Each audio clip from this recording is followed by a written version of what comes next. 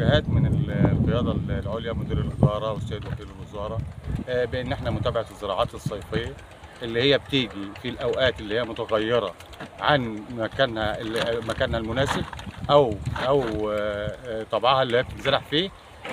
طبعا دي عروه اللي هي بتظهر مع بدايه الشتاء. دي عروه اسمها عروه اضافيه اللي هي في شهر 8، بتتزرع في شهر 8 وبتجمع في شهر 7 وفي شهر 9 و10 و11.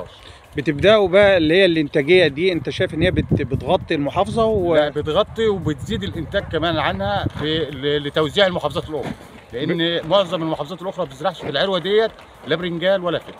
يعني هي بتتميز الاراضي بزراعه هذه المحاصيل. الاراضي عندنا طبعا هي هنا البرولس الاراضيه بتتميز بجميع المحاصيل بتتزرع في اي وقت.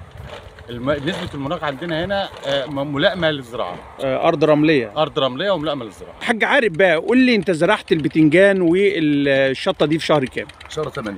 شهر 8. بدات تعمل ايه الاول بقى؟ طبعا بنجهز لها عادي، بنعمل الشبكه بتاعتنا ونحط السبل اللي هو الرسمال يعني وكده، ونبدا نخمر الارض يعني ميه، نروي ارض ونجيب الشتله بالمشاتل. احنا اصلا مبذرينها في مشاتل ويجيبها جاهزه للزراعه، وبنشتلها ونتعامل معاها بقى ري ورش وكده. تبدا حصاد بعد قد ايه؟ يعني شهر من تاريخ. فيه مش حسب كل الفلفل له انواع يعني. في فلفل مبكر في الانتاج، والفلفل بيتاخر شويه، مش كل الفلفل طبعا. لكن انا جايب فلفل اسمه اللي هو الشطه اللي انا فيها دي اسمها بشكاره من الاسماعيليه. تمام؟ دي بتنتج بعد شهر؟ بعد شهر بتنتج. الفدان بينتج قد ايه بقى؟ لا هو بسم الله ما شاء الله يعني الفدان يعني انتاجيه بالصلاه على النبي حاجه جميله، وتسويقه احسن.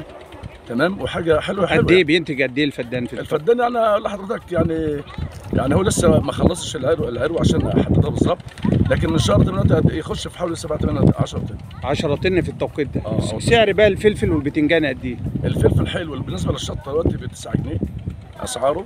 كان من فتره شويه الاول كان رخيص شويه. والبتنجان؟ البرنجان كان في الاول ب5 حاليا ب3 جنيه عشان طبعا في انتاج اكتر يعني. انتاجيه اكتر. بالنسبه لمستوى الجمهوريه مش هنا عندنا احنا.